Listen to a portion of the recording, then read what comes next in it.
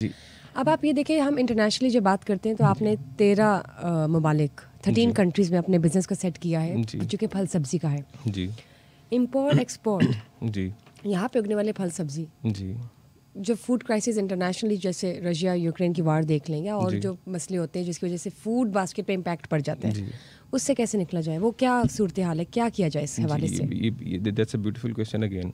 देखें, ये इसकी बेसिक वजह क्या है, फूड स्कैरसिटी दुनिया में क्यों हो रही है इस वक्त ही? आज से 3 साल 4 साल 5 साल पहले या 6 साल पहले ये चीज़ इसका इतना स्ट्रॉन्ग इम्पैक्ट नहीं था। पिछले 2-3 साल में हमने ये चीज़ देखी है कि ये फूड की जो सवेयर शॉर्टेज है, it's around the globe, it's not just in Pakistan. इसकी वजह क्या है? We talked about it before as well, global warming. Global warming is leading to extreme temperatures around the globe, जिसकी वजह से बेमौसमी बारिशें, बेमौसमी सैलाब, जिससे आपकी लैंड की फर्टिलिटी भी ख़राब हो गई आज है। देख लें, जी बिल्कुल, आज होने वाली जो बारिश है, इससे कितनी फसलें तबाह हुई हैं। गंदम का सीज़न है, गंदम की आगे किसान के लिए इतनी ज़्यादा प्रॉब्लम बनी हुई है, गवर्नमेंट ने परचेज़ नहीं की, किसान बेच नहीं पा रहा उसको, उसकी वजह से अभी फ़िलहाल सरप्लस में लगता है, डिस्पोज ऑफ करना पड़ेगा। आने वाले वक्त में नवंबर दिसंबर में इसकी शॉर्टेज होगी, और बस we'll get into it later. लेकिन ग्लोबल वार्मिंग की वजह से एक्सट्रीम टेम्परेचर हो रहे हैं सारी दुनिया में, उससे हर जगह की यील्ड का बड़ा स्ट्रॉन्ग इम्पैक्ट आया है। इसके लिए हमें करना क्या होगा? हमें वही ग्रीन इकोनॉमी की तरफ आना पड़ेगा, हमें चीज़ों को रोटेट करना पड़ेगा, हमें उस तरह के मॉडर्न सीड्स यूज़ करने पड़ेंगे जिसकी वजह से हमारी यील्ड मैक्सिमाइज़ की जा सके।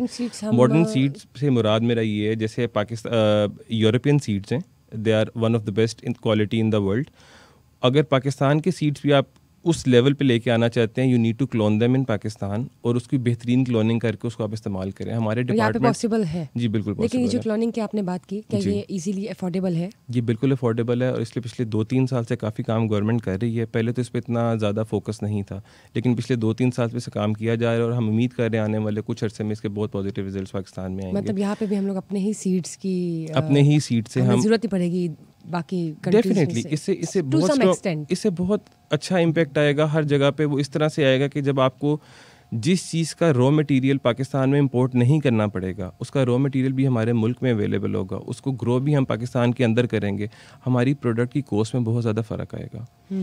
एक चीज़ जिसको आप लोकली प्रोड्यूस कर रहे हैं, उसके रॉ मटेरियल को एक्सपोर्ट करने के लिए उसकी प्राइस में, और वो चीज़ जिसका रॉ मटेरियल आपको पाकिस्तान से बाहर से मंगवाना पड़ रहा है, उसकी कॉस्ट ऑफ प्रोडक्ट में बहुत ज़्यादा फ़र्क है। ठीक तो हम जितना ज़्यादा सेल्फ रिलाई करेंगे आज भी और आने वाले वक्त में भी अपनी अगली जनरेशन के लिए, ये जनरेशन तो गुजर गई, आने वाली जनरेशन के लिए बेनिफिट करने के लिए हमें सेल्फ सस्टेन करना पड़ेगा अपने आप को। अभी जैसे आपने ग्रीन इकोनॉमी की बात की, तो मुझे बताया इसका क्या ताल्लुक है पेरिशेबल कमोडिटीज़ से, और वैसे भी समाओ हम किस तरह से अडॉप्ट कर सकते हैं?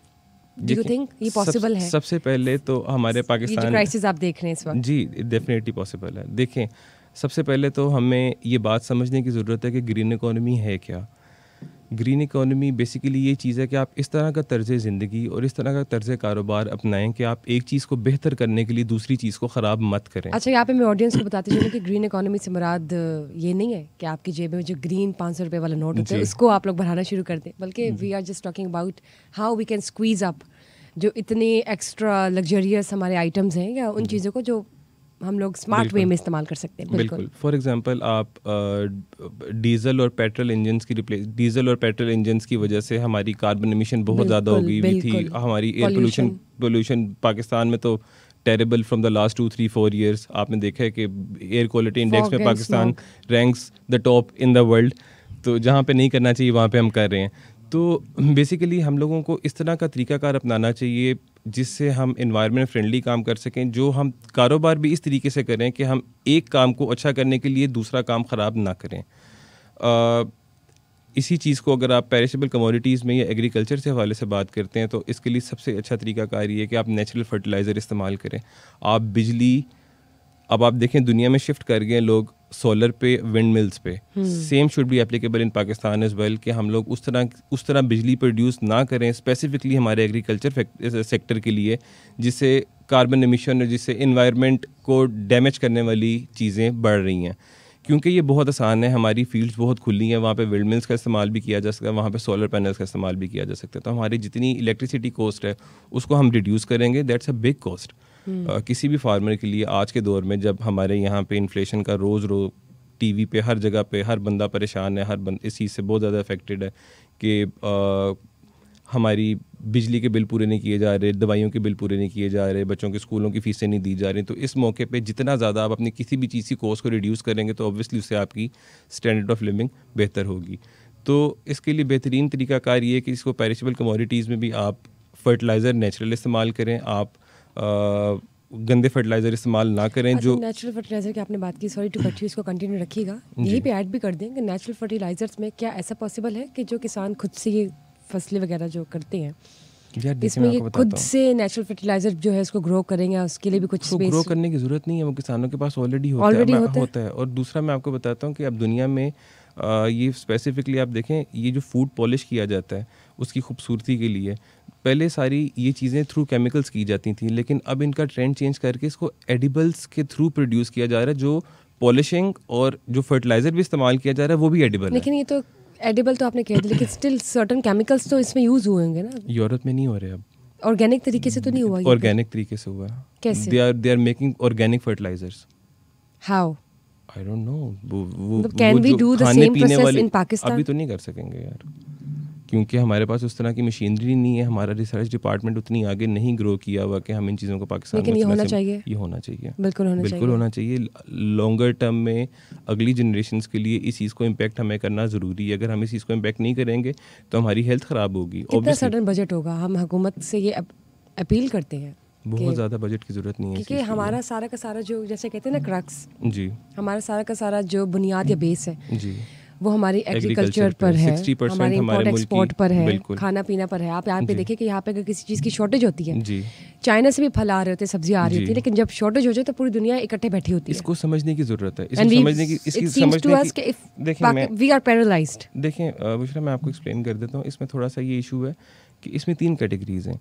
फर्स्ट कैटेगरी की वो प्रोडक्ट्स जो पाकिस्तान में होती नहीं है, दूसरी वो प्रोडक्ट्स जो पाकिस्तान में सेमी मौजूद हैं, आधा साल होती हैं आधा साल नहीं होती, तीसरी वो प्रोडक्ट्स जो पाकिस्तान में राउंड द ईयर मौजूद हैं। जो पाकिस्तान में राउंड द ईयर मौजूद हैं उनकी प्रोक्योरमेंट अच्छी करने की ज़रूरत है। जो प्रोडक्ट्स पाकिस्तान में बनती ही नहीं है, जो क्रॉप्स पाकिस्तान में होती नहीं है, जो यहाँ पे इन्वायरमेंट रिस्ट्रिक्शंस की वजह से हम प्रोड्यूस कर ही नहीं सकते, उन पर ड्यूटीज़ नहीं होनी चाहिए। जो कि जबकि गवर्नमेंट ने किलो पे 150, 200, 250 रुपये ड्यूटी लगाई हुई है, उसकी वजह से ऑब्वियसली एक वेजिटेबल प्रोडक्ट जिसकी 250 रुपये जिस पे ड्यूटी लगी होगी वो लोग कैसे अफोर्ड करेंगे?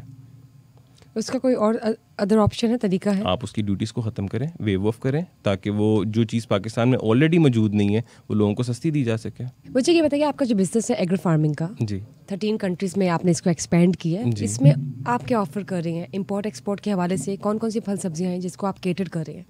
देखिए, मेरा जो मेन है वो है ginger, garlic, potatoes, onions and tomatoes. मैं पोटैटो सीड्स इंपोर्ट करता हूँ यूरोप से, उसकी सोल इंटेंडरशिप है मेरे पास कई कंपनियों की पाकिस्तान में। वो लोकल फार्मर्स को देते हैं, वो उसको ग्रो करते हैं, we buy them back from them as well and from other people as well. We procure them in the cold storage and we supply it to other countries, middle east में भी, फार east में भी। और ginger क्योंकि पाकिस्तान में होता ही नहीं है, वो 100% इम्पोर्टेंट कमोडिटी है, वो थाईलैंड से और चाइना से पाकिस्तान आती है। तो हमें बेसिकली इसके लिए 3 चीज़ों को मद्देनज़र रखने की ज़रूरत है।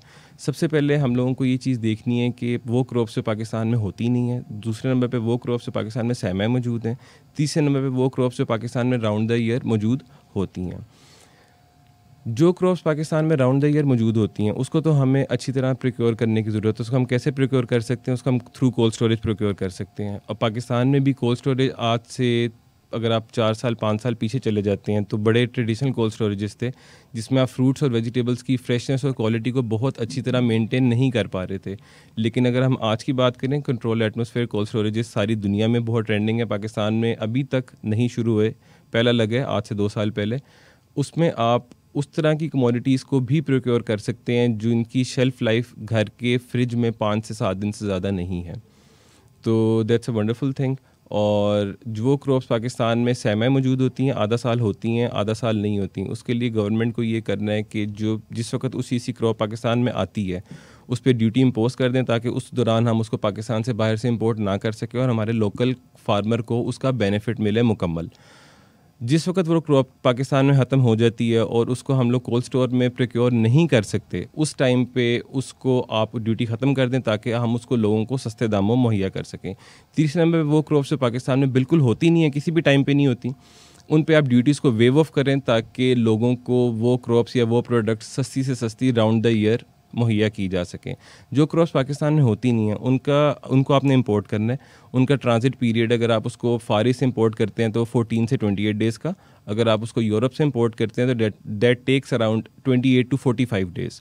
तो उसकी वजह से जो डिमांड और सप्लाई का गैप डेवलप होता है और चीज़ों में महंगाई आती है, उसमें जो 100% इम्पोर्टेड आइटम्स हैं उसमें किसी का कसूर नहीं है, उसको कंट्रोलेबल उस हद तक नहीं होता, क्योंकि पेरिशेबल कमोडिटी इस तरह की चीज़ है जिसमें आप 10% सरप्लस में हो या 10+ डेफिसिट में हो, तो वो दोनों सूरतों में बहुत ख़तरनाक है। अगर आप 10% सरप्लस में हो तो आपको वो चीज़ फेंकनी पड़ती है क्योंकि उसकी शेल्फ लाइफ नहीं है, और अगर उसका 10% डेफिसिट है तो वो इतनी ज़्यादा एकदम से महंगी हो जाएगी जिसका इम्पैक्ट ओवरऑल कम्युनिटी पे ऑब्वियसली आएगा। तो इसके लिए बेहतरीन तरीकाकार ये है कि जो क्रॉप्स, जैसे मैंने आपको पहले अर्ज़ किया है कि जो क्रॉप्स जिनका ट्रांजिट पीरियड ज़्यादा है उसको हम फैसिलिटेट करें थ्रू ड्यूटीज़, उस पर ड्यूटीज़ को कम किया जाए। जो क्रॉप्स पाकिस्तान में राउंड द ईयर अवेलेबल हैं उन पे हम लोग अच्छी प्रोक्योरमेंट पे फोकस करें ताकि उनमें सप्लाई और डिमांड में बहुत ज़्यादा गैप किसी भी वजह से ना आ सके किसी भी टाइम। ठीक हो गया। मुझे ये बताइए, बीइंग अ यंग एंटरप्रेन्योर, आपने यही फील्ड, एग्रो फार्मिंग की फील्ड को ही चूज़ क्यों किया? देखिए, being CEO of arc international, being young entrepreneur, ये चीज़ बहुत सेकेंडरी है। आई ट्रूली फील ब्लेस्ड कि अल्लाह ताला ने मुझे उस काम के लिए चूज़ किया जिससे मैं ह्यूमैनिटी को और कम्युनिटी को सर्व कर सकूँ, टू सप्लाई फूड। किसी भी इंसान को आप देखें, बीज लगने से लेके एंड प्रोडक्ट, एंड कंज्यूमर तक एक चीज़ को पहुंचने में इट्स अ होल प्रोसेस।